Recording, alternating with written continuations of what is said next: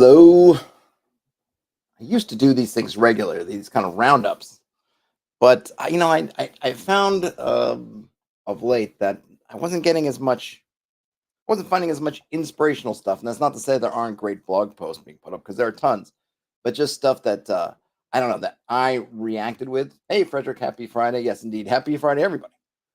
So now I've been kind of doing them irregularly, but I thought today would be fun to do one. What you're looking at right now is I thought it might be neat since we just looked at the foot of Blue Mountain or at the foot of Blue Mountain, whatever the module is called. And then earlier this week, and the creator kind of put a retrospective.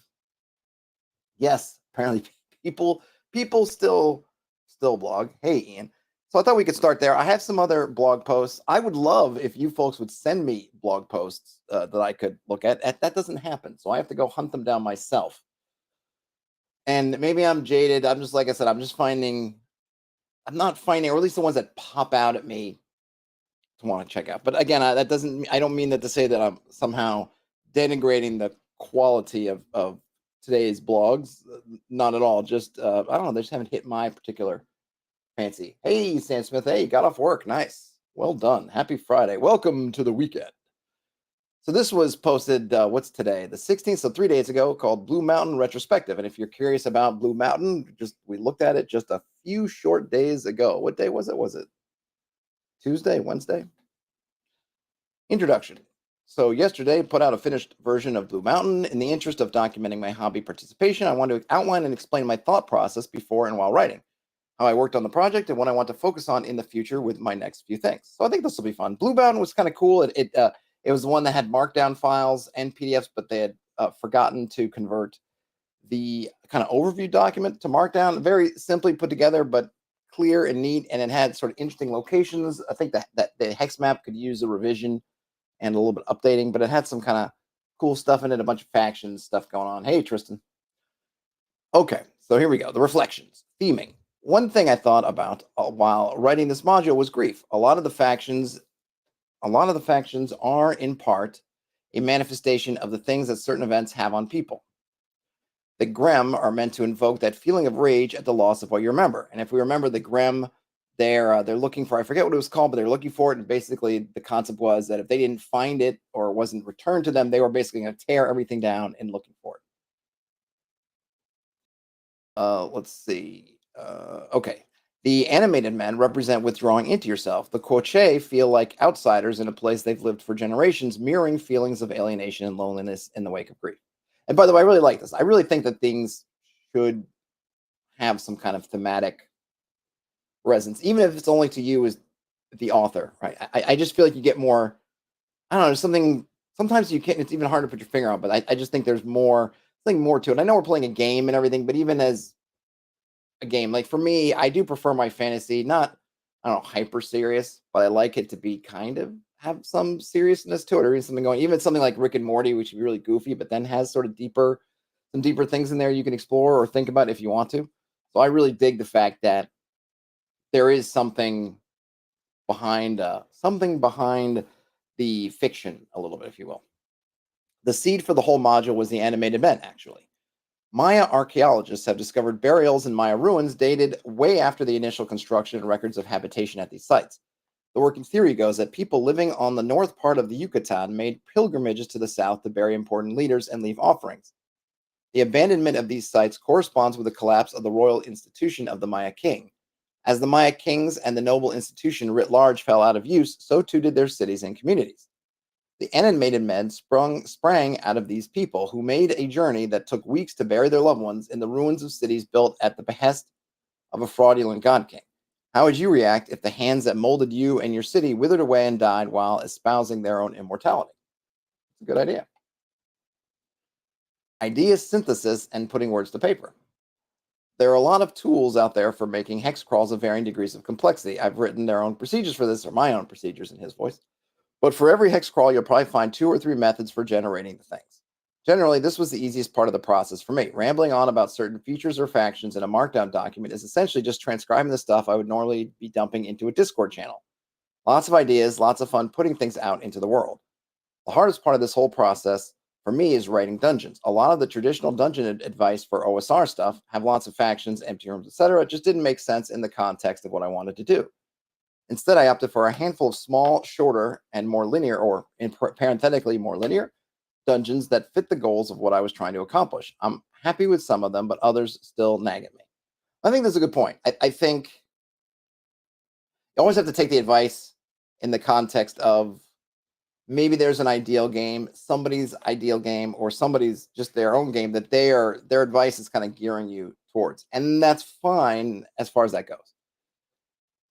But yeah, kind of got to stick true to what you want, your table, your setting, your ideas for the kind of game you want to run. And if the advice runs counter to the stuff that feels true to what you want to do, then stick with your thing. I think always stick with your thing over changing it because someone's saying, no, the true way is this. The true way can be many things. There is no one true way.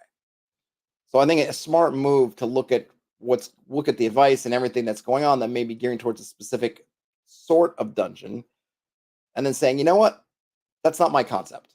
My concept is this, so I'm going to do this. And that's not to say that you can apply some of that advice they're giving you into the thing you're doing, but I think stay true to what you're trying to do. Generally, let's see. Nope, down here. Where was I? Okay. Yep, that was it. Okay, organization. For my own games, I use an Obsidian vault with folders for each region of the world. You can read more about their world. Okay, here, there's a link, which might make this make a bit more sense, and mark down files for every hex. This lets me fill out and easily find link to the content in different hexes and keep track of what changes over time in response to players mucking about. I copied this format initially when writing and playtesting Blue Mountain, and it works for me.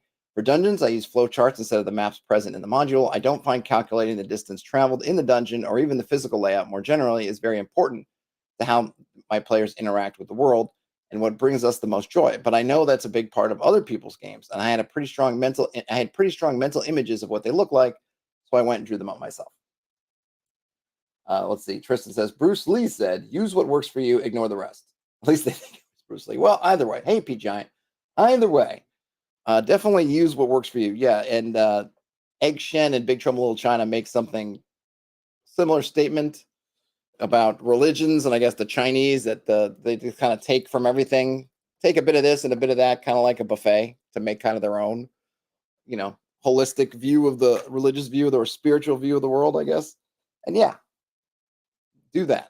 But it all stems from having at least a fairly strong idea of what you want to do to guide you. And I think it obviously gets more difficult if you don't have a strong idea. I mean, that's kind of the hardest part in some ways, right? It's the getting that thing that, okay, now I've got this image, and now it's a matter of taking that image and transferring that image onto a screen or page or whatever. I mean, that's obviously difficult too, but if you don't have the strong image, you can't even get that started. And I think what can often happen with a GM in a game is that you have this practical deadline of I need this thing by next week's game, but I haven't gotten that strong image yet, and how do you get there? I mean, that's probably a huge topic, and I don't even know what kind of answers there would be for that. As the project neared its completion, I started collapsing the files into one another to get a better idea of what it would look like in a more finished form and to fix, and some technical stuff. This is probably something I should have saved for the very end since it made a few final changes a hassle to go through and implement. Revision and editing. The editing and revising is where your work kicks you in the teeth. There are two principles I've picked up from this project and the conversations I've had around it that I want to expand upon here, as they're elements of my writing that I want to enunciate and improve upon in future projects. Okay, the first one's brevity. 500 words can be 250. 250 can be 100. 100 can be 50. While I don't care much for bullet points, there is a serious necessity for brevity when writing RPG materials. Skimming paragraphs in my own games has led to mistakes and errors that would have been avoided had the material been written better, or if I had put more time into prepping, but who does that? Layout cannot be a crutch for bad and or uninspiring writing. I mean, I think this is definitely true. I think you can't help the bad writing. But I think if you want to do paragraphs, I think we have these things, we have bold, we have italics, we have underline, we have potentially highlighting, we have using some different fonts to call things. Like there are ways, I think, in which you could call out stuff using paragraphs. And I really appreciate when materials do that, because that gives me the paragraph, which can make it easier to read or make it flow a little bit better, depending on what it is, obviously. I don't hate bullet points, but I do tend to think they can get overused. So use some of those tools. But yeah, you don't want to be too brief, but you want to be as brief as you can before you've lost the plot, or that the plot is no longer visible through the brevity. But I also think though that style is important, and your voice coming through as a creator is important. So I wouldn't want it to be so brief that you don't get a sense of who your voice is. So there's a fine line there, but you probably want to err on the side of brevity than on the side of being long-winded. So that was the first bullet point. Second bullet point is gameability. In what world is anyone going to read a 300-page spiel on what a gift economy is like in this region? In what world is that going to be useful for 90% of tables? There are 24 hours in a day, and spending any of them on writing things people can't use with as little hassle as possible is a waste of time. That's true. I mean, some people will get into it, and I think this is where you can have notes.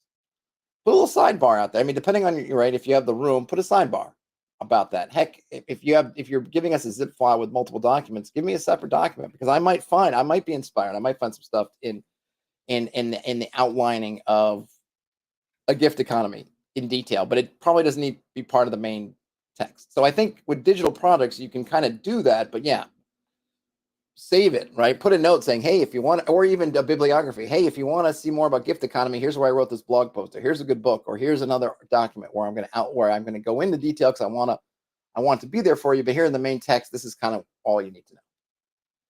Sam says this is far off how they started their current game. Oh, cool. I'm pretty interested in writing as a craft in itself, and I find adventures and modules to be a particularly challenging mode to write in for a few reasons. So expect more stuff. I've got to get the hang of this. All right. Now, formatting. This is probably the worst part of the project for me, simultaneously because of my own scatterbrained workflow, but also because of my lack of vision for what I wanted the project to be put out as. Is it going to be a single PDF? Multiple? What about art, layout, maps, or no maps? I think going forward, I'm going to spend more time thinking through these sorts of parameters beforehand. Thankfully, since this was my first foray into that world, I expect the next few things will be a lot easier to manage since I have a reference point. And then play testing, I need more of it with more people. And then finally, to wrap it up, that's it. Really grateful for the reception so far. This community of creators has been insanely supportive and welcoming in every way. Make sure to let me know if anything I wrote makes it to your table. Awesome. Yeah, I agree with a lot of this. Obviously, play testing is good when you get it, and yeah, the more the better. The formatting one is definitely interesting. I mean, I think there are some things I would say, like I would say always have a map. I mean, unless you're doing something literally is not, maps don't apply, I would say have some kind of map.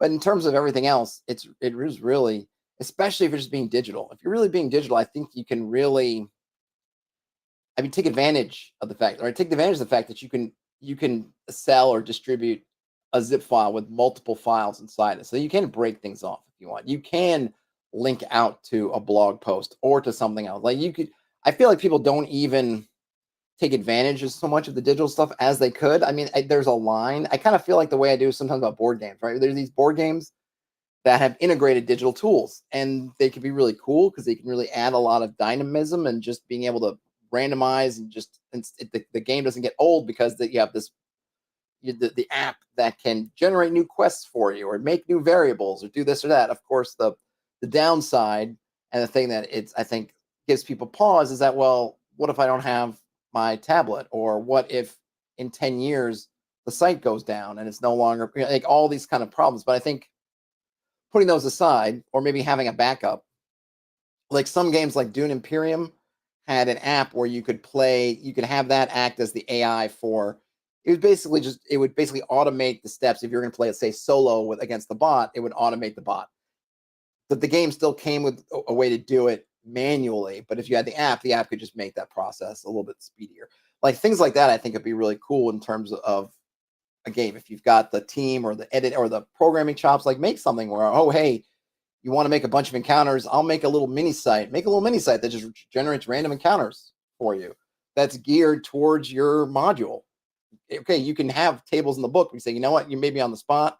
Maybe you're playing remotely already. Here, I'll generate you a bunch. I mean, heck, you could put an HTML with the JS stuff in your zip file so that it's totally downloaded and you can have it, or you can host it on GitHub or somewhere else where the code, or even on itch, where you can have that stuff running, but it's right for your game. I mean, Old School Essentials has that, where they have some generators that are basically kind of BX, obviously the same as BX kind of generators, but they're on the site. Hey, go to Old School Essentials, go to these generators, and you can get you can get your treasure, you can get whatever. And it would be cool to see more maybe creators, especially if you have a programming background or something, kind of embrace that and pull that in as part of the process, I think. But yeah, it's good things to think about.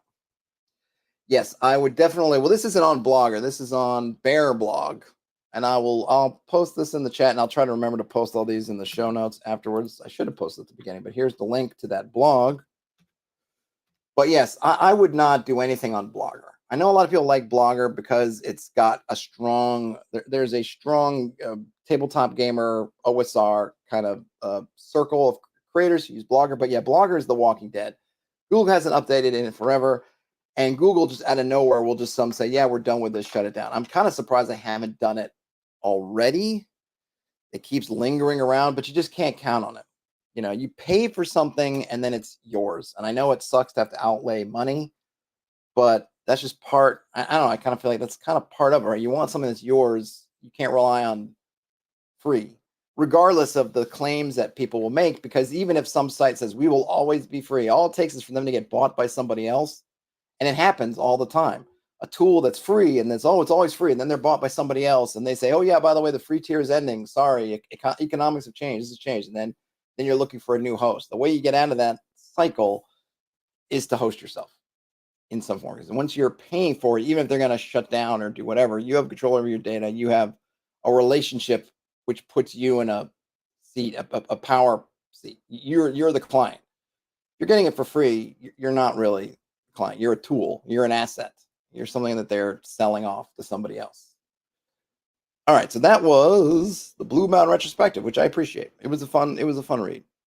And you know what I really like? I mean, it's got a very simple layout, right? It's markdown, converted to PDFs with images thrown in there. But I think to me, it's the kind of proof that just if you have a great idea, get it out there. Don't worry about it. If you've got access to Markdown or using Word or you're using Open Office or you're using Google or, I don't know, Pages. What is the app on the OS X or iOS app? If you're using Google Docs or whatever, right? Just get it out there.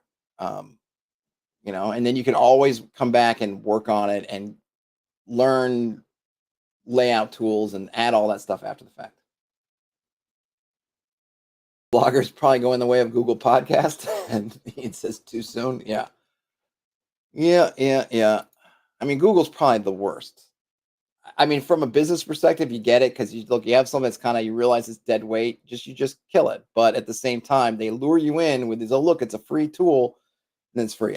Somewhere I think we got to have a generational shift away from everybody just being too reliant on everything being free. It's great that there's I mean, in OSR it's kind of similar. It's great to have all this stuff, and look at all the stuff we're reading here. We're going to get a whole new magic mechanics. It's on Substacks. They would probably, it's love it for you to subscribe, which would be great. I'm going to post it up in the chat, but they're giving it away. At the same time, we just get conditioned to thinking everything should be free. You want everything free, and one, again, that puts us in a position of being somebody else's asset, somebody else's thing to sell. Two, it makes us less likely to want to put money down for things. The value proposition just becomes kind of totally out of whack. And third, I just think it ends up just everything kind of gets devalued to a little bit. Mercurius hates Patreon blog should be free. I would never put a blog post behind a paywall. If I want it to be out there in a blog post, I'm going to blog about it. But at the same time, I don't want to get in a side thing. Look, I'm on YouTube, right? I try to eke a little bit of cash out of YouTube that I can basically feed back into doing stuff on YouTube. And how do you do that? Just through YouTube, it's through, ads and stuff. But if everybody goes and puts in the blockers to block all the ads and do all that stuff and go, and I guess Chrome is going to be that, I forget that one blocker that's really bunch of people use. Eventually that's going to, Google's going to figure out a way to get money out of it, or they're going to stop doing it. And if they stop doing it, that just kills all the people who have made, obviously I wish I could just say, this is my career doing this. Of course it's not. Um, and so I think there needs to be some kind of balance. If you don't like Patreon, that's great. I know, it's kind of a bonus. It's a way for you to support people. Yeah, but yeah, I think depending on how it's used, it can kind of stink. But I think at some point, if you want folks to put time and effort into things, then there has to be some way to pay that back. And whether it's Patreon or something else does something similar, or whether it's just like, hey, you know what, I'm going to sit through this Google ad. I hate it, but I know this Google ad allows these people to do things I like. And there you go. Well, there you go, Mercurius. Well, then you're doing the thing. You're paying for premium, so you are all good. But it just comes back to the idea of, well, if you get everything for free, we can't get everything for free. Like, as nice as it would be, I wish we were living in the Star Trek future where everyone could just do the things that brings them joy and share it, and there's no money involved, But we're not there yet. We ain't there yet. How is Mercurius? How is YouTube Premium? I get the trial. I get the notes like, hey, you want to get a trial? And I say, nope. I'm pretty okay with just bouncing through the ads. I don't find it too onerous most of the time. All right. While I'm waiting for that, Bruno pays. Oh, nice. Yeah, I mean, I have a bunch of streaming ones, and we still have basic cable over here. So I'm definitely, Netflix. Some of it we get through our cable service, but Netflix, Max, Paramount, we have a few. It's kind of funny though. Paying for all those services ends up being more than what we were paying for cable before. So it's a weird spot. All that cable cutting, I don't know if it actually saved people as much money and stuff as maybe it was. I don't know if it's the big savings that people imagine it might be. Ian's had YouTube Premium for years. All right, well, maybe I gotta look into it, because I do watch a fair amount of YouTube of different things. All right, so new magic mechanics. This is from the Azurinian Post. I posted the link slightly before that. I'll just bop it on the screen real quick. There we go. If you want to follow along, this is from the Azurinian Post Substack. New magic mechanics, a new, more granted magic system. The problems. To preface this long-winded explanation, here are some bullet points to sell you on wasting your time with this idea. Number 1, it's an alternative to Vancian casting that is not mana points. Number 2, it's a lower inherent level of magic that doesn't gimp the casting classes. Number 3, very, very powerful magic is naturally rare. And number 4, more opportunities to cast, yes, even with a lower magic spell. All right, so if that stuff seems good to you, then you might like this. I mean, definitely, it sounds good to me. I have a couple of issues with the way D&D does magic. They are all really just personal problems, but they aren't uncommon complaints. As easy and convenient as Vancian magic is to use for managing resources and scaling the power of a magic user, it's narratively annoying. Unless you use the explanation and physical mechanics for Vancian magic in the way that they are intended, you have to either come up with some sort of explanation for why your magic users have spell slots, hand wave it all together, or come up with a new system. I like doing things the hard way, so naturally I revamp the system. Okay, so they have a wizard class that uses the system, but we might, if we dig it at the end, we'll come back. And I also noticed they published, actually what brought me to this was they published a cleric class that uses the system also. The reasons for the problems. Truth is, there's a few reasons why Vancian magic doesn't work for me. First, I want something that isn't a complete ripoff of an existing famous quote-unquote named system. But I don't mind something a little more generic if it makes sense. Number 2, I want to be able to write stories in the setting where my D&D games take place, so the magic system should make sense from a storytelling perspective. Finally, third, my particular setting is not as high magic as the implied D&D setting. I prefer for magic to be a bit more rare, mysterious, and fantastical. Many people just say, quote, make magic illegal in civilized areas and make MUs super rare, unquote. But it doesn't actually change the amount of magic accessible to a character. I want finding a spell scroll to be a bigger deal than, cool, let me just copy this into my spellbook. The most common solution for people who don't want to use Vancian casting is to switch to a mana point system. Add up all the spell slots for a given level, multiplied by the spell level, and that's how many points you have. Casting a spell costs 1 point per level of the spell. This seems nice at first, but becomes a problem when you realize that casters can now just spam low-level spells over and over. Your 5th level magic user can now cast sleep 9 times in a day. This satisfies point 1 above and point 2 to a degree, but definitely not point 3. In other words, it's more generic. It's not a ripoff of a sort of an existing name system, and it would work for their storytelling part, but not in the part of reducing the kind of magicness of the setting. The inspiration. My solution takes from both the standard BX magic system and the mage class published by Gavin Norman in the Carcass Crawler #1 zine. For those not familiar with Gavin's mage class, he removed spell slots entirely, gave the mage a handful of low-level spells, and made them skills with a probability of success, similar to how thief skills work. The mage also has all the typical scroll and magic item rules. He also gives them a quote-unquote light ability and a very mild healing ability. In addition to a natural AC boost and some extra weapon options, this is about it for the changes. His original intent was to make a more quote-unquote Gandalf-type class. Ian likes the mage class. All right. I think I read it once, but I should probably go back. Did I read the Carcass Crawler ones? I want to say I did, but maybe I need to read it again. And here's some watered down apple cider for the working man. We will start with this template because it lowers the magic level quite a bit. There are a handful of magic abilities that the mage can access in an unlimited amount of times, but they are all relatively mundane.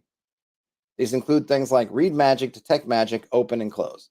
There are 5 total. Any extreme magical ability will come from the discovery of magic items and scrolls, and being able to cast scrolls on repeat will require a continual dedication of time and effort to copying them. This achieves all 3 of my goals. However, the mechanics are not to my liking. Moving forward, I have changed the name of these at-will spells to cantrips in order to distinguish them from actual legitimate spells. All right, so here we go. The solution. I already don't like how BX handles thief skills, and have replaced thief skill progression with a target 10 D10 roll, which I'll probably write about later. Okay, so they don't like the, I guess I was gonna say X and 6, but it's a mix of X and 6 and percentage things going on for the thieves. And so because of that, I also don't really love how the mage skills work. I could give it the thief skill treatment, but I decided against it. I'm not a huge fan of having each individual cantrip be a skill. I want casting itself to be the skill. I think that accessing the ethereal realm of magic should be the concern, not the mastering of individual types of magic tricks. Sure, some cantrips are harder than others, but they are not individual skills to be mastered. Therefore, every cantrip has a difficulty rating, but the ability to successfully manipulate magic is something that scales up as a whole over time. Most casting classes have a quote-unquote casting bonus, similar to decreased THAC0 or increased to hit bonuses. More powerful cantrips have a higher difficulty rating, and they range from target 11 up to 14. And here's a note. They have completely rebuilt the list of cantrips that Gavin uses for the mage and acolyte classes. Some cantrips are taken and restructured or given new parameters, but many are new entirely. I wanted some more variety and a bit more strict rules. Okay, this is going to be long. Though actually, it seems like we're more than halfway through. Yeah, Ian says, I think I did the stream. Yeah, I'm pretty sure I did too, but I might need to, at some point, give it a reread. Maybe not on stream, maybe just in my own time. Times per day. Casters typically have a casting bonus that goes up at certain levels, the same way that attack bonuses go up over time. This is added to a d20 roll and the prime requisite modifier. For example, a 4th level wizard has a casting bonus of +2. His prime requisite is int, intelligence, and he has an intelligence of 14, which gives him a +1 bonus. If he wants to cast a spell with a difficulty rating of 12, he will first roll a d20. He rolls an 11, he then adds his +2 casting bonus and his +1 intelligence modifier for a total of 15. The casting attempt is successful. Note, if a caster is guaranteed to pass a roll, e.g. total bonus of +13 on a difficulty 12 cantrip, the caster must still roll. On a natural 1, they roll a d6. On a 1 or 2, the cantrip fails. This results in about a 98% chance of success. This is interesting that he does this extra step. I guess he wants there to be because if you would just say on a natural 1 you fail, that would have been a 95. No, hold on. What are you rolling? Yeah, rolling into 25% each one. Yeah, it would have been a 95% chance of success. So doing this, he just wanted, I guess it seems like he wanted there just to be a 2% chance of failure. I don't know that it's having that extra bit is, I'm just reading for myself. Having to roll an extra die to do that, I would just say, hey, you roll a 1, it fails. It's kind of nice and easy, and everyone's used to kind of critical fail sort of thing. But interesting that they took that step. Now, you might be asking yourself, how many times per day can you cast a cantrip? Surely it can't be unlimited, otherwise failure would be meaningless. Sick question. The answer is half your con rounded down plus your prime requisite modifier. If our caster has a con of 11, he divides that in half, rounds it down to get 5, then adds his +1 mod. He can attempt to cast a cantrip 6 times per day, and they recover at a rate of 1d6 per full night's rest. If he runs out, he can cast using 1 hit point per attempt, cannot be magically healed. At subsequent levels, his casting bonus is added to his maximum daily casting attempts. This gets a little bit more complicated than probably I would like. Number one, it does mean that you have to separate your HP you've used to cast spells from, let's say, HP damage. Because otherwise, if you just mix them, then how do you know what you can heal and what you can't heal magically, if magical healing is possible? I almost wonder if it's just something like just use your con, right? Just make the price of a spell X amount of con. Because most things in the game generally don't unless you're leveling up and your con is low, that kind of thing, right? Your con fluctuating, all that matters is it's above 0 in the short term. And that of course, if you're gonna, yes, you would have to rejigger your hit points, but I would say I probably would remove that part of it and say your hit points are you have your max con, maybe your natural constitution, and then you can have these fluctuations, and then you could use that and just say, all right, I'm casting this much spell, this much I'm down for my con. And then you could have some fun with that as a resource, and maybe you can even use that for a bunch of things. I know some systems will have you hit and your con will go down, or I forget, what is it? Is it the Into the Odd style that does kind of hit protection, and then you start nailing attributes? But I feel like if you're gonna have these numbers, I feel like you're ending up in kind of spell slots without spell slots, or mana points without mana points, kind of thing. Like, part of what I wanted to do with my magic system, which I showed that kind of earlier version, was I didn't want to have a bunch of that tracking.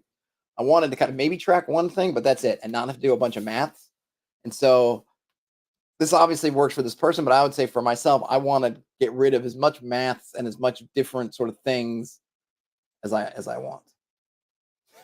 Mercury says, you might be asking yourself, do I feel lucky? Yeah, exactly. Tristan likes the DCC system. This seems somewhat convoluted.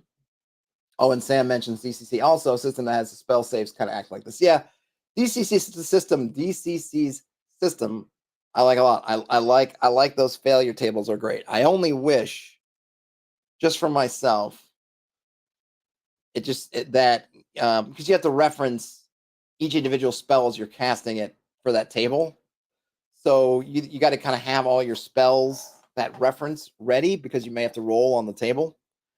And it's got great flavor, and it's wonderful that there's each one per spell, but I think it also makes it a little bit onerous if you were going to create your own spells, because you also have to make your own tables. And I think if I was going to come up with a system I want to use, I wouldn't want to make it one where it would be relatively easy to make spells, and having to do a spell failure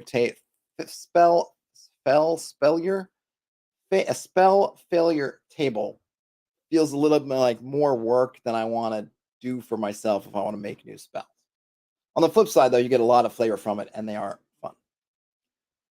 Okay, so that's that. Let's see. There are 2 reasons I chose this method to limit cantrip casting. Reason number 1, it makes narrative sense. Casting takes a toll on the body, and pushing yourself too many times per day will start affecting your health. Reason 2 is that although 6 sounds like a lot of attempts for a level 1 caster, they're likely starting with a 40-ish% chance of success, and will therefore only be able to get off 2 to 3 cantrips a day.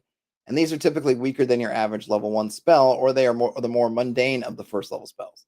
They also may not recover all of their cantrips with a nice rest, meaning they need to either rest more or deal with being slightly less powerful than the day before. Oh, wait a minute. Okay, so I think we read this, but just to refresh. So we're doing this con thing. They get 1d6 per night per full night's rest.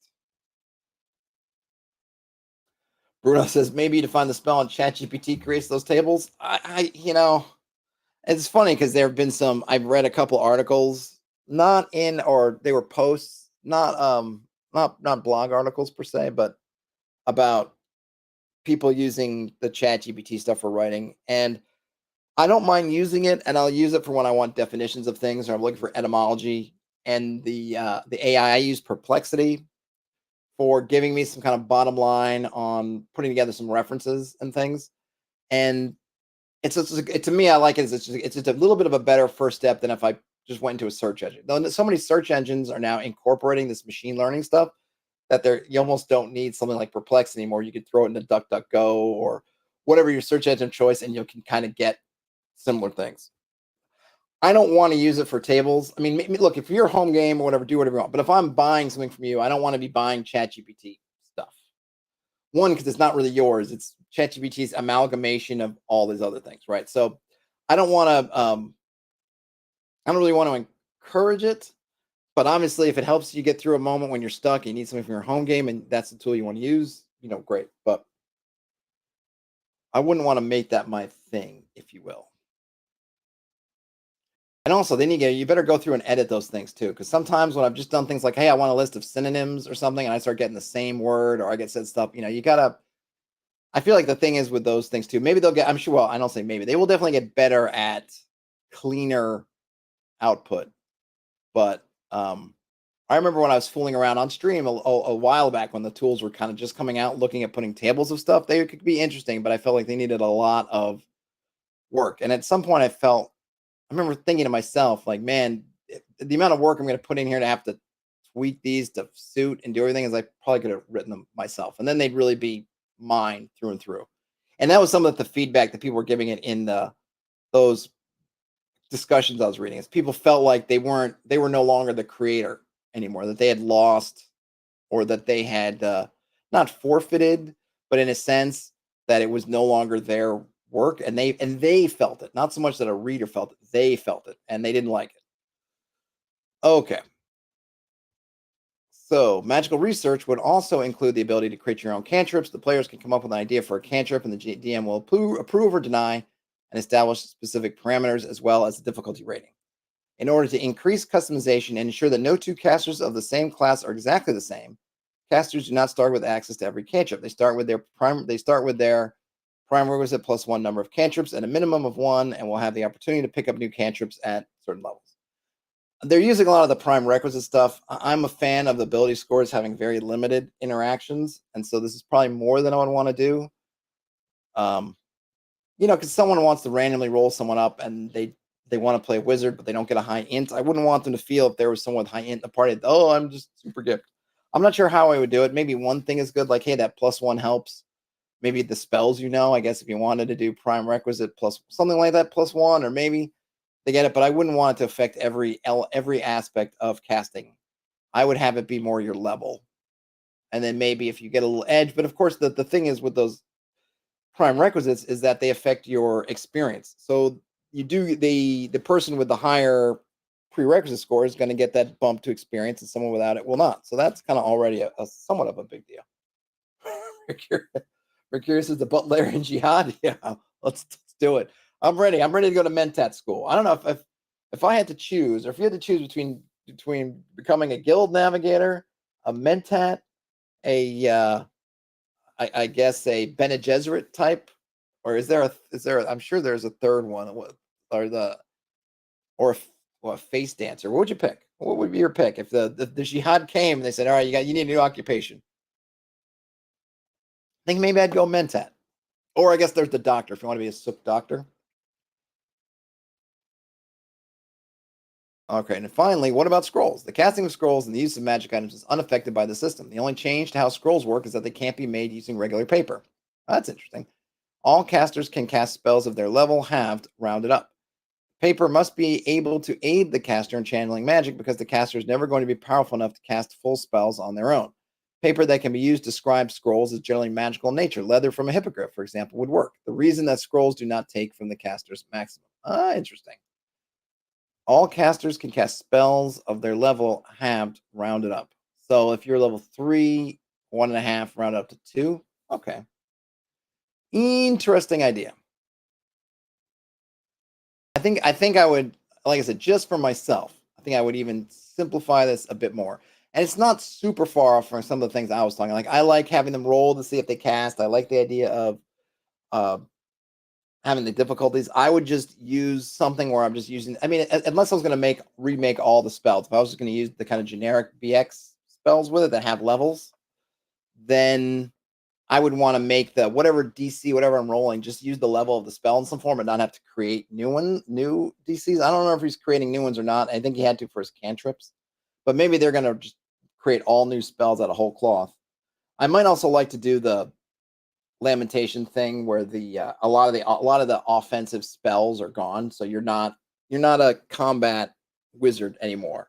At least not directly. You have to do things indirectly or use one of my favorite the summoning. Use the summoning spell if you want to bring in some muscle. Just hope that that muscle doesn't come into your plane and then try to murder you. Mentat rules, says Mercurius. Absolutely, Mentats do rule. They really do.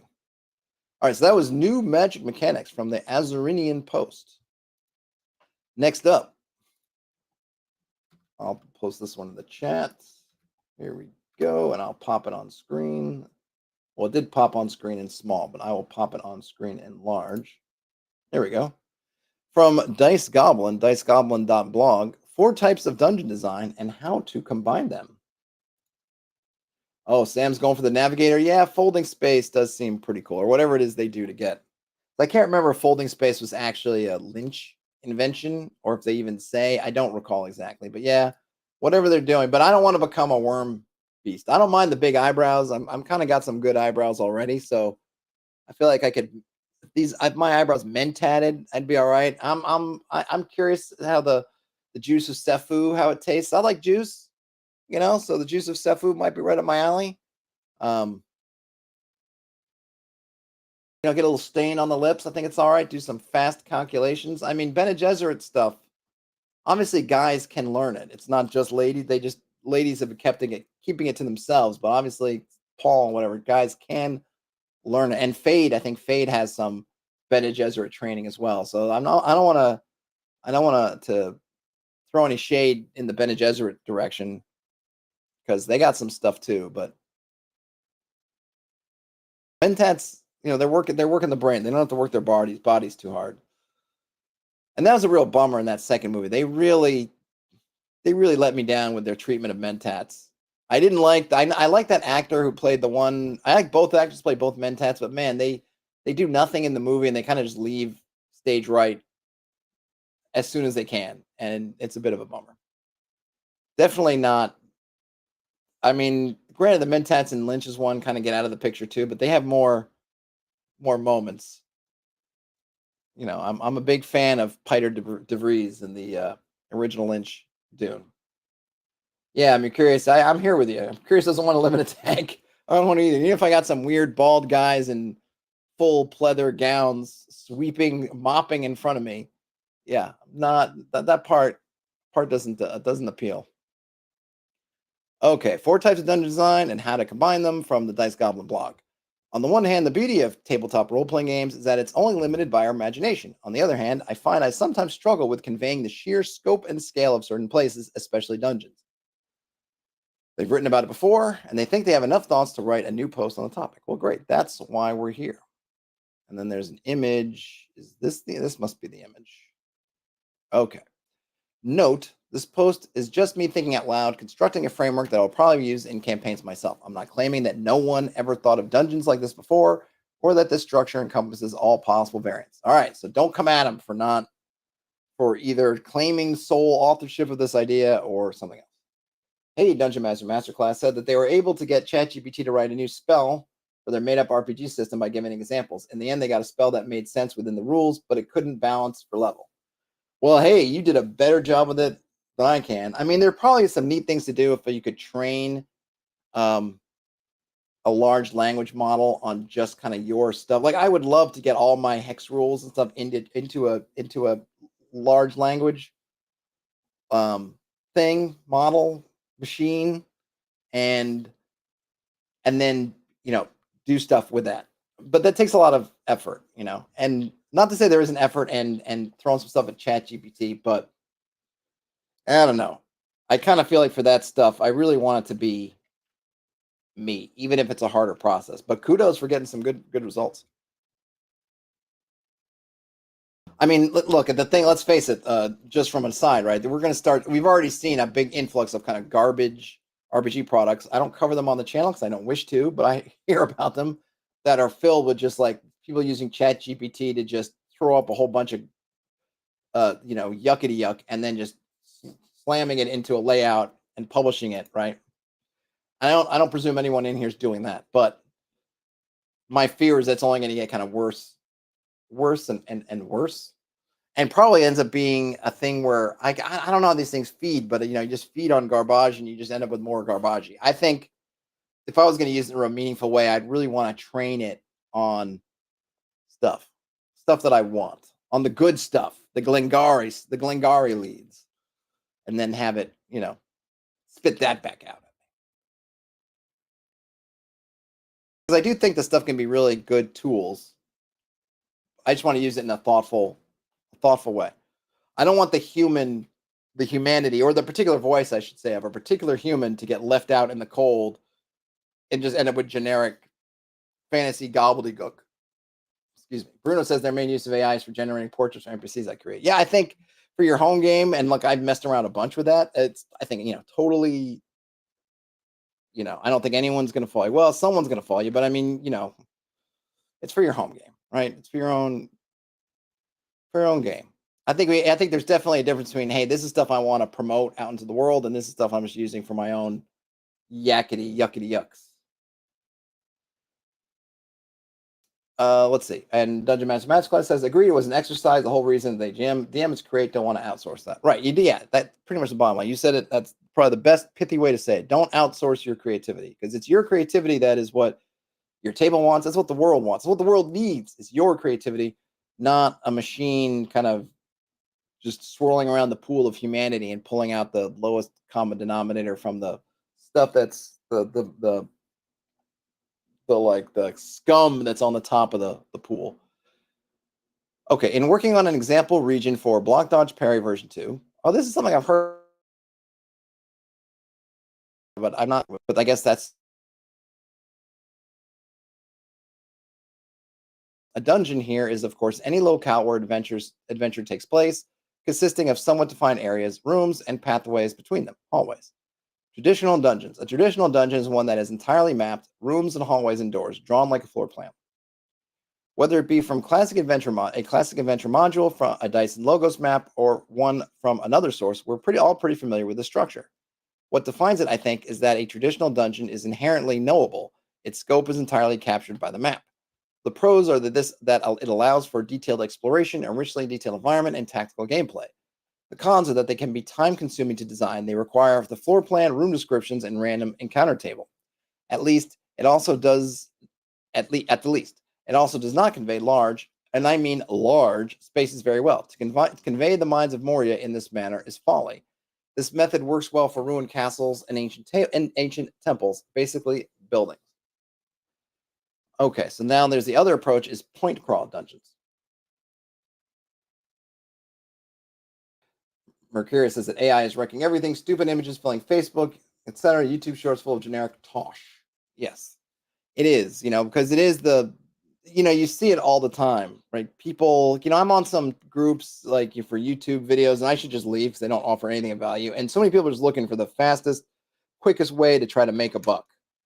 And if they can use other people's content, or if they can use AI or whatever it is, or both, to do it, they will. And then it's funny when they get caught and they're like, yeah, YouTube demonetized me and killed my channel. People go, what were you doing? And they're like, well, we were using other people's content, blah, blah, blah. It's just like, well, what did you want? But it's going to be a big, interesting thing, because these same companies that are all about promoting AI are also going to need to figure out the kind of anti-AI or the AI discovery or whatever, like tin eye for content, because that garbage is like, if YouTube or anything, TikTok or whatever, just gets inundated and that becomes the front page for everyone, it's a bunch of garbage, people are just going to leave. And, that's going to kill them. So it's going to be interesting to see how some of these services that do a lot with these tools are also going to figure out a way to mitigate, moderate, control those tools. Brian says that they've been researching a lot of gardening and plant-related stuff, and the AI just regurgitates bad info. Yeah, I mean, you go and you put something in, you get stuff out, and I always end up like, well, okay, this is fine. Now I got to go into those links to see what's going on. And a lot of those links are kind of garbagey, just, things to get to the top of Google listings, where you find the same kind of articles in the same kind of generic, hyper generic style. It's bad. It's bad. All right, so point crawl dungeons. Another approach is to map the dungeon like a flowchart or point crawl. And they've got a whole flowchart here I'm not going to read. This design still allows for detailed rooms, but abstracts the interconnecting hallways somewhat. By the way, I feel like hallways get short shrift. Hallways should not just be these little cords that you just get rid of. I feel like people should do more with hallways. And hallways are often where the most interesting encounters take place, not the rooms. I don't know. Maybe I'm alone in that. Maybe I'm alone in that. But I think like hallways always tend to get like, oh no, we don't need the hallways. Just give us the rooms, and then we'll just smear everything away. Yeah, hallways have been canceled. That seems like what it is. Frederick says, I will not fear AI until I see the 3D printing machines in 7-Elevens. If you read Cyberpunk, then you know. Well, yes, that is certainly one. That is certainly one potential future. Okay. One can reflect the length of the hallway by defining the number of random encounters or event rolls that must be made to traverse it. If we take the somewhat universal format of one random encounter roll per 10 minutes of exploration, it's easy for the dungeon master to portray a very long hallway. Simply roll 6 times, and there the party traveled for an hour. You could do this in a traditional dungeon, but that'd take very large maps. Well, that's true. If you're going to have really long distances, something like that. But I feel like maybe at that point, the hallway isn't a hallway. It's a room. It's a room in its own right. Elder Goblin says, in my experience, hallways are where all the traps are. Well, that's true too. There should probably be more traps in rooms and more stuff in hallways. Let's reverse the curse. Let's flip these expectations. All the traps will be in rooms, all the encounters will be in the hallways. All right, so that's Point Crawl. Now, Flux Dungeons, based on the amazing Flux Space concept by Nick Ellis Whelan, which I don't think I'm familiar with. These dungeons reflect labyrinthian and confusing spaces very well. Simply put, the dungeon master makes, besides a random encounter table, a table of shallow rooms and deep rooms. For each turn that the party delves deeper into the space, the dungeon master rolls a random event or encounter. After this event is resolved, the DM rolls for a shallow room, and that space is entered or explored. When the party is done at that location, it is crossed off the list and the process continues. I think I did look at this, maybe it was a while ago. If the explorers re-roll a previously visited shallow room, a deep room is picked instead. This process isn't random. Players encounter the top room, then the second on the list, and so forth. At any time, players can also navigate back to the exit or revisit any previously discovered room. I think I'll have to go back and read that. Sounds vaguely familiar. It sounds pretty interesting, but I don't have a good sense of it. Just reading it in that little blurb. This system allows for random and emergent discovery, highlighting the confusing nature of a space. It works well for spaces that are far less knowable than traditional dungeons, but in the end, the entire space is mapped. This method works well for spaces that are confusing, but still somewhat limited or mundane, a dark forest, deserted streets of a ruined city. All right, so find the last one, I think. Stygian Delves. Brian Smith says, I like this idea. It came to a similar design idea in their attempt at a solo game. You're talking about the Flux Space idea, or Flux Space idea, Brian? All right, Stygian Delves. Finally, on our axis from knowable to unknowable, there are Stygian Delves, as in delves that follow the format and template of the excellent Stygian Library by Emmy Cave Girl Allen. I don't know Stygian Library.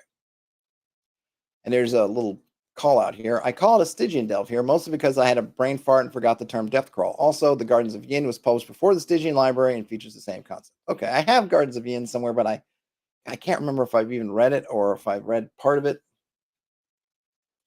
Frederick says, hallways for D&D, hospital waiting rooms for vampire, and stop and robs for cyberpunk are places for wild action. Yeah, because that's where all your choke points and routes of retreat and all this stuff, but for some reason, everyone loves to put their encounters in rooms, and then what happens is, because the rooms are boring, because guess what, they're a room, you try to do all kinds of crazy Rube Goldberg mechanisms, try to make the room interesting. But the reality is that it's most interesting when you're in those hallways. And really the idea should be, if somebody's in the room, you probably don't even want to take the room. I mean, this is where you get that thing that can be frustrating when you've been building your encounter space in the room, and then the party doesn't want to go into the room, because that's where you expose yourself. Whereas, when you look at SWAT teams or things like that, what do? You use the doorway for cover. You try to clear the room, and then you go into the room. You don't rush into the room with the bad guy standing out in the middle of the room. So you want to use your distance weapons, spells, whatever you can, while you got the cover of the doorway. And probably the person that's in the room is trying to run out of the room through a different exit so that they can get a doorway or find some other place of cover and get ready. But in fantasy gaming, the whole thing's gone kind of sideways. and it doesn't. You end up with a very static, almost Napoleonic warfare concept of these battles. Make a five hallway dungeon. Yes, indeed. All right, so this method, this is for the Stygian delves, what they're calling it. This method is basically procedurally generated. The dungeon master makes a big location table, detail table, and encounter table. The location table features short, evocative descriptions of rooms, the detail table of traps and treasure, and the encounter table has the NPCs and monsters. All of these tables should be quite long, and the dice rolled will make a lot of entries impossible to pull on the outset. Say, roll 2d6 with a table has 30 entries. This is because the party also tracks their depth. Each turn, the party delves deeper, roll their dice plus their current depth. As the party delves deeper, the risk and reward increase as well. The party can go deeper, explore their current location, or return to the surface. When they emerge, the delve resets, and the next visit can be entirely different. This method has little design effort beyond the initial tables, high unpredictability, and long replay value. On the downside, the spaces can feel too abstract, bare bones, and lack fixed structure. Spaces that work well with this format tend to require some degree of magic to explain the ever-changing structure.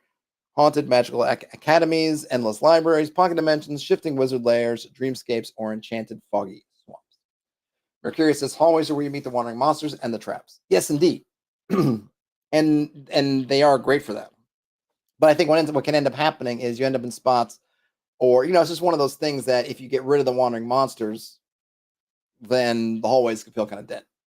And I think that if you treat them as spaces, you can have. I just think it gives you more space to do things. It just gives you more things to add to your palette.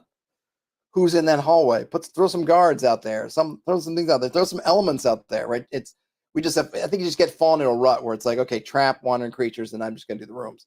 Maybe having smaller dungeons, except it's not less. It's because you're doing smaller dungeons, but you're describing at least as much or more as you would in a bigger dungeon because you're actually describing the hallways as well. No, Brian, the Flux one was the earlier one that we were talking about. So the last one thing we just read was Stygian delves. Now we're going to get into where they're putting it together, nesting designs. Now for the cool part. I think all of these forms can be combined. A sprawling dungeon can be represented as a point crawl or flowchart, but to move forward, one must clear the traditional dungeon contained in each node. A place like the Abyssal Woods in Elden Ring can be rendered as a Flux dungeon or a Stygian delve, with Midra's Manse being a traditional dungeon. Dracula's Castle is the final entry on the deep room list of the Haunted Forest, a Flux space, with the castle being a point crawl or floor chart, and Dracula's Castle being a traditional dungeon. The Mines of Moria are a Flux space, but each of the deep rooms can be a different type. The Royal Palace is a point crawl or flow chart. The throne room within that palace is a traditional dungeon, and the ancient Mines of Moria are a Stygian delve. The Mountain Path is a point crawl, okay, so on and so forth. So basically, hey, you can combine them all.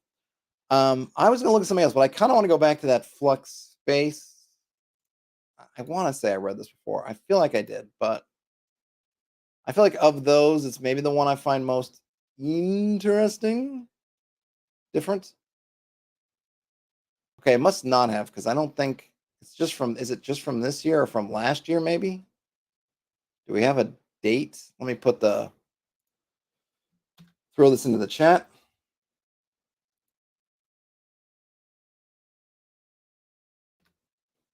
Dungeon Master Masterclass says, gotta say, I'm type 1 all the way for exactly the reasons that the author lays out. The reality of the game has to be set and knowable.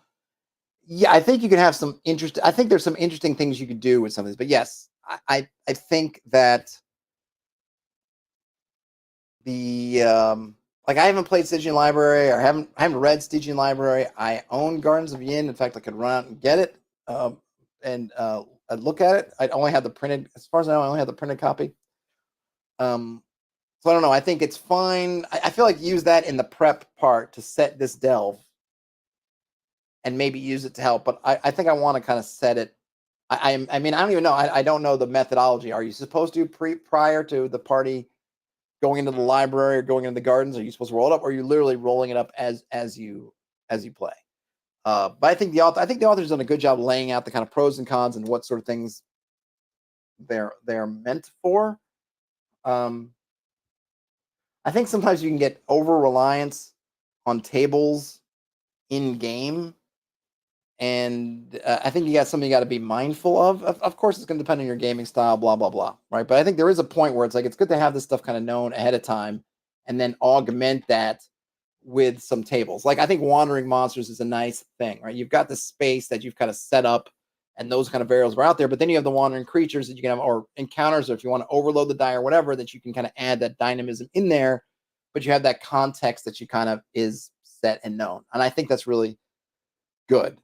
Um, that being said, I haven't run or played those things, so maybe there's some element that I have not experienced.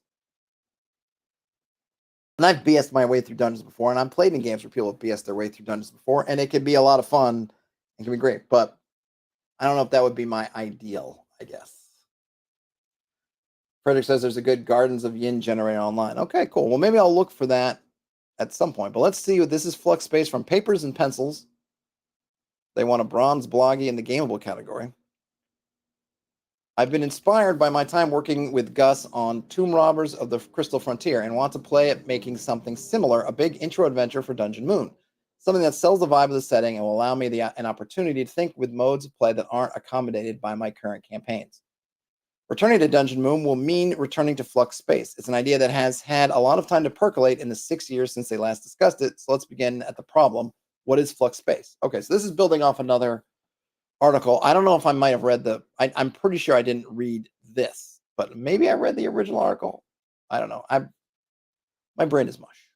I don't know. Okay. The problem.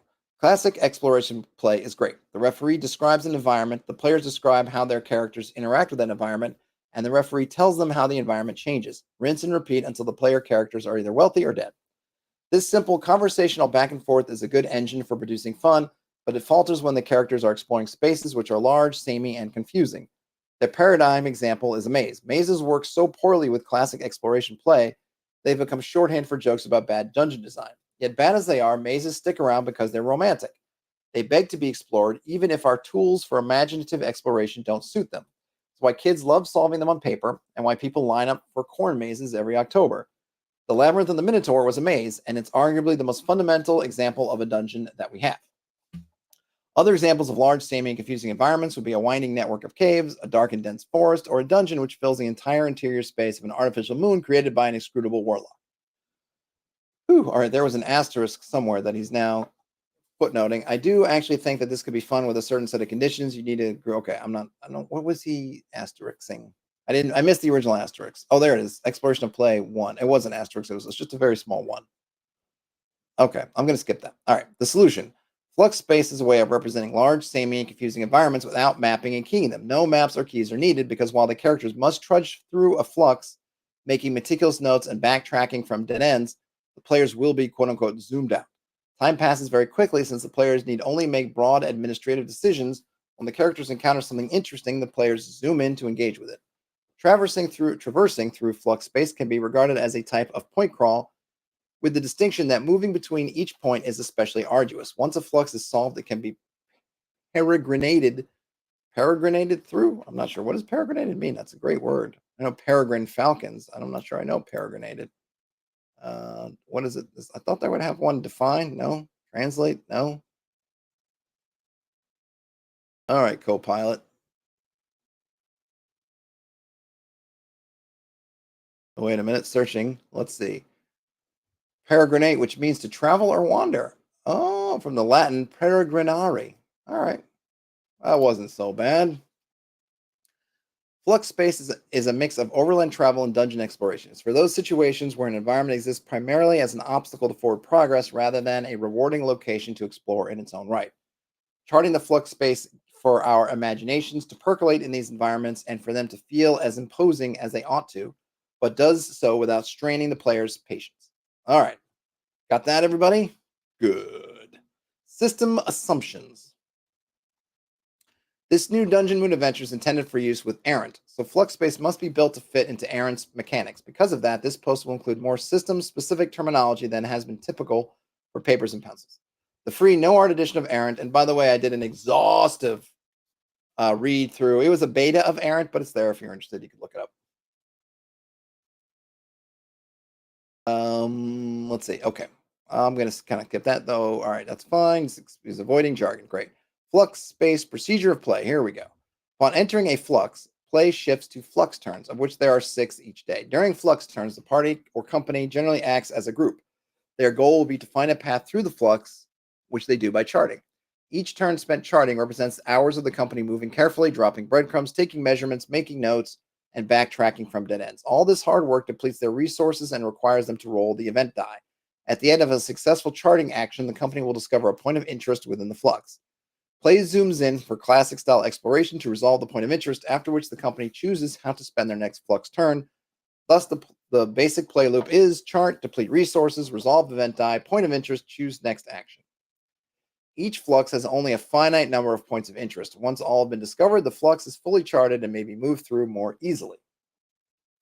Dungeon Master Masterclass says, playing through mazes is a disaster. I guess I've solved that problem by not having mazes as opposed to having a new system for them. Yeah, I mean, I think part of the issue with mazes is that it's just a long corridor, and there generally aren't even all that many turns in them. If you look at a lot of classic mazes, there's just not much to them. So I think there's probably multiple reasons why mazes in games don't work out the way they might in fiction, whereas there's that tenseness of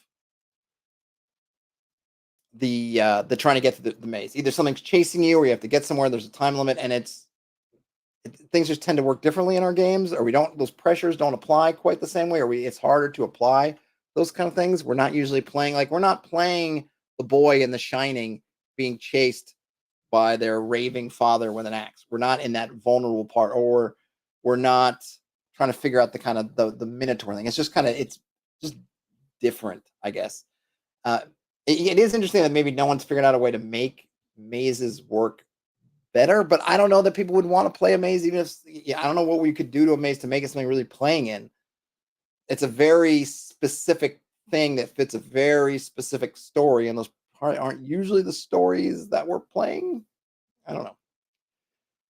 Each flux has only a finite number of points of interest. Right. Once you've got them all, you can move through more easily. Okay. Depleting resources. A flux is generally a dark place, which requires the company to carry portable illumination. I'm going to kind of skip through some of this because I'm interested in the broad strokes, not necessarily what they're doing. So basically, you have to deplete resources because I guess what I'm getting from this is it feels a lot like Wilderness Exploration, where you're getting through points of interest, kind of, and that's how you basically fully explored a hex when you've found all the stuff inside of it. And this is kind of a way. This is the way that they have organized it, which seems very much, I think, will feel very familiar to people who've worked with systems like this. Like, find these different points of interest, and once you've kind of got them all, you've done it, and each turn you're finding something, you're looking, you have to spend resources and potentially have an event. So I'm kind of almost more interested in this in the abstract than in kind of the real details. So they have an event die, which they roll. It could be an encounter, rest or gain an exhaustion, deplete all rations or lower all supply, a local effect, an encounter sign, or some NPC chatter. And it also feels like the part of this also is that kind of overloaded die, which I don't love. I'm torn. What I don't love about it is I like if you take your vanilla, say, dungeon exploration rules, as a party, you can be organized and efficient with your time. You could plan ahead. We're going to do this, rest, change torches, this. And I like that's in the player's control, because so much about being in a dungeon, doing these things, is outside your control. I like these things that, hey, as the player, as our players, our characters, we can control these things. And we can make decisions based on what we have. When you start doing everything related to dice, okay, every time we're going to roll a die, and maybe you get exhausted, maybe you get sad, then suddenly you can't count on anything as a player. I can't count on it if I've got to deplete all rations, and then I'm going to rest or get exhaustion. Then I can't count on that. And it just adds more chaos. I think sometimes that chaos can be fun. Maybe more than I feel like in the short term. In the long term, I want to be able to control stuff. I want to be able to play it organized, because there's going to be enough chaos happening anyway. Wandering creatures, traps, whatever else is going on in the dungeon, all that kind of stuff. I feel like these things I think I would keep. So I'm kind of dig this kind of thing, these ways of saying, okay, we're going to organize the way, these kind of open spaces where we're trying to figure out because part of this is kind of answering the question, when do you know a space, right? If you go into a hex, let's say, when do you know this hex? And the idea here is you know it when you've discovered all of the important points inside of it. There are these kind of locations that we're calling, we call them whatever we want to, points of interest, uh, just whatever, landmarks, whatever you want to call it. When you know all those, you basically know it. You've visited them all. And so visiting, you've kind of pretty much know that area. Great. I don't know if I need the encounter die. Like I feel like just having the kind of mechanics that everybody can see and be aware of, to me, is a little bit better, because then again, you can, as a player, you can be thoughtful with your time, and then you can make decisions where to push or not, as opposed to just, well, we got to suddenly we got to rest or getting exhaustion. It's like, well, we just got started. I know you can figure out why that is, why you got exhausted. I understand that you can fictionalize it out, but as a player, to me, that's kind of frustrating when, and it has nothing to do with really anything, that the fiction's coming after the fact that you rolled the die. Like, I get it. But I kind of like these some things that are sort of regular, that have that kind of clockwork regularity, because they're part of those things that are sort of knowable. Everybody can kind of know. And then when you want to make an exception to it, that stands out because there's an exception. Okay, now we got to learn this new rule here. There's a new rule that applies. Oh, okay, great. But I don't know. That's just me. Maybe it is me. I don't know. Bruno says, I guess the dungeon is a maze if it's big enough and the PCs need to map it anyway, i.e. they don't know the exit and maybe the entrance is not accessible anymore. I mean, those things that are mazy, though. Labyrinth kind of has sort of a certain vibe to it. Like, Labyrinth doesn't really have rooms and things like that. It just kind of has hallways. And then there's kind of either you're escaping or maybe you're getting to a center, like the Minotaur at the center of the labyrinth kind of thing. All right, so we have the different events, points of interest. So here's where we kind of get into what they were mentioning, or part of what they're mentioning in the other article. Each flux has 2 sets of points of interest, shallow rooms and deep rooms. At the end of each charting action, after the event die is resolved, the referee rolls on the table of the flux's shallow rooms. These are closer to the entrance and thus are much more likely to be encountered early. After each room is found, it can be crossed off the list. As the country continues to chart, eventually the referee's roll will point to one of the crossed out rooms and the party will discover a deep room instead. Deep rooms are not rolled. They are encountered in order from first to last. Once all points of interest have been discovered, the flux is solved and need not be charted any further. So really, shallow and deep rooms is kind of the same thing by having, say, a landmark and a secret, something else, right? You have to you keep looking for all the landmarks, and then over time, if you keep looking, you'll find secret.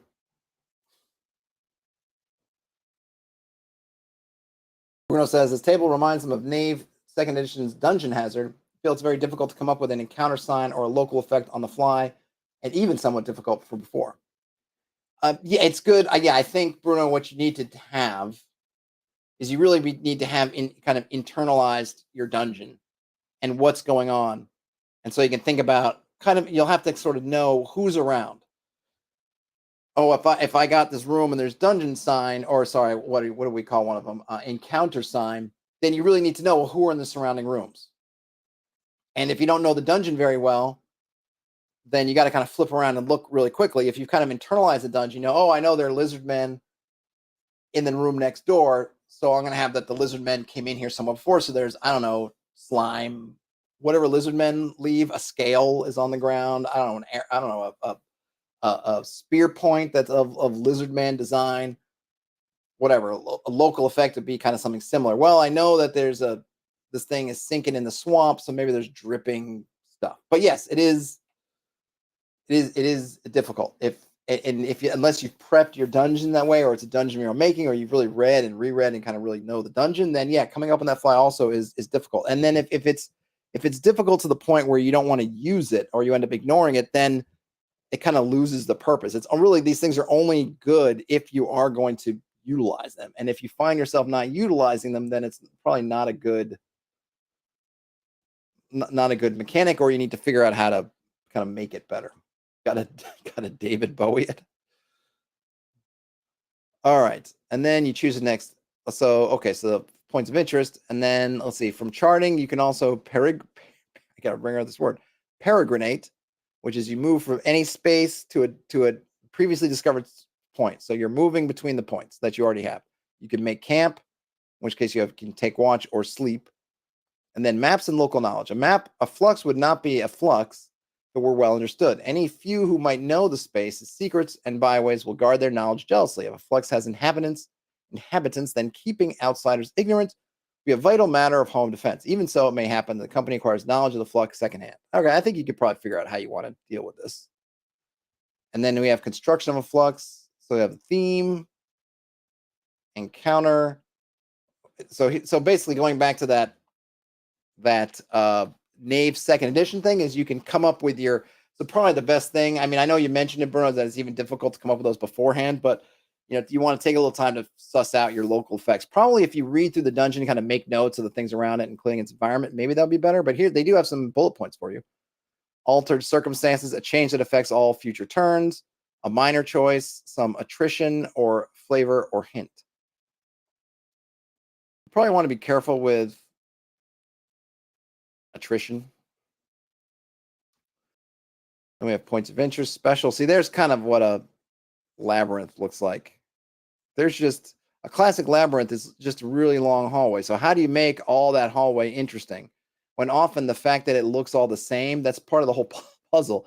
If it had all kinds of different stuff going on, then you'd be able to suss out more easily how to get through. So it's supposed to all be, a hedge maze, or in this case, what looks like stone, and it's all supposed to look the same. And it's all winding loops and not even that many choices, because then you take a choice and then you're going around and around and around and around. So how in a game making that interesting ain't easy. It ain't easy. So then they have, I'm not going to go through the example. Okay, so that was Flux Space.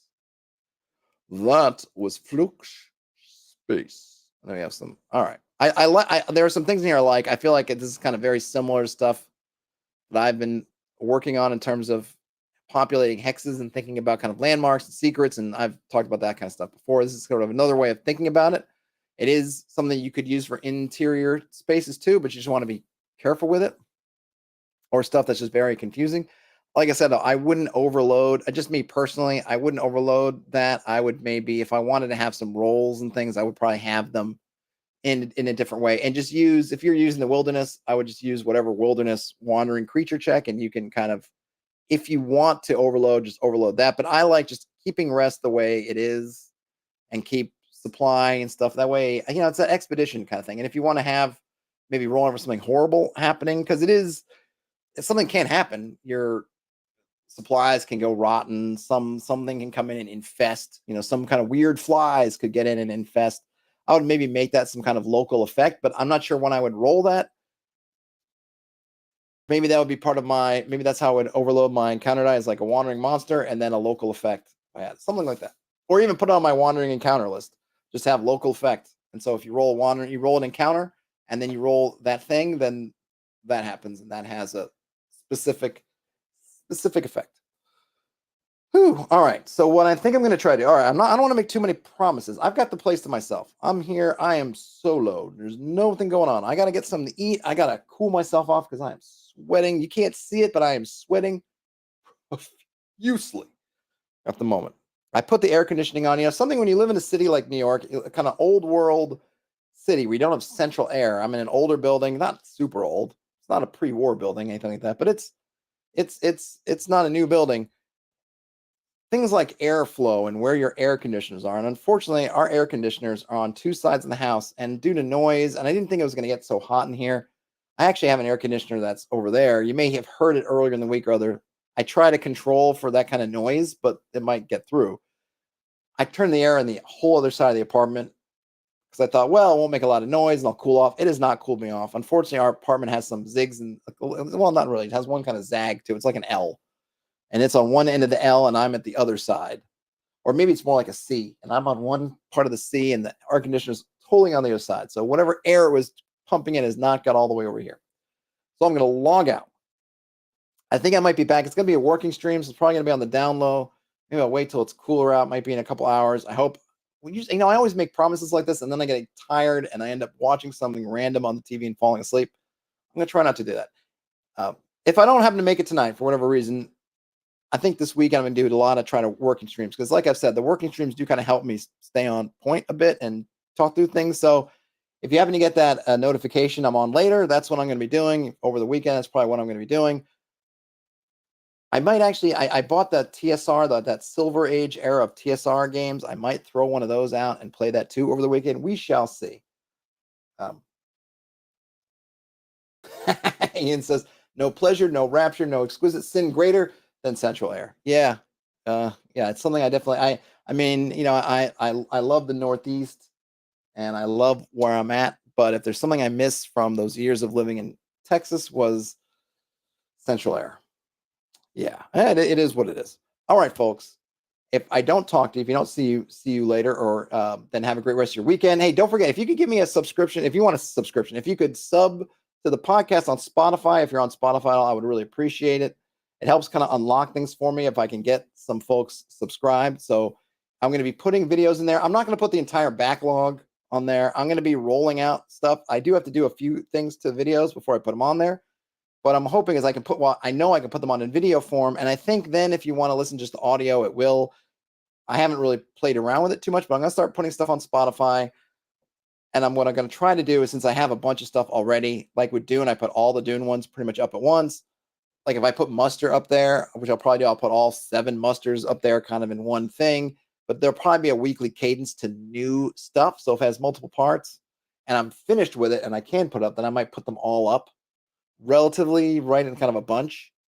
But that's going to be kind of coming out. I'm going to have to kind of stagger those out because it does take, I have to download the videos. I got to cut a little bit out, just that intro stuff I cut out, and then I re-export them and then post them. But if you're on Spotify or on podcasts, I would appreciate that. It would help me. And then you can, if you're on podcast form, if you want to listen to stuff on podcast form or watch it, video or audio through Spotify, that'll be there for you.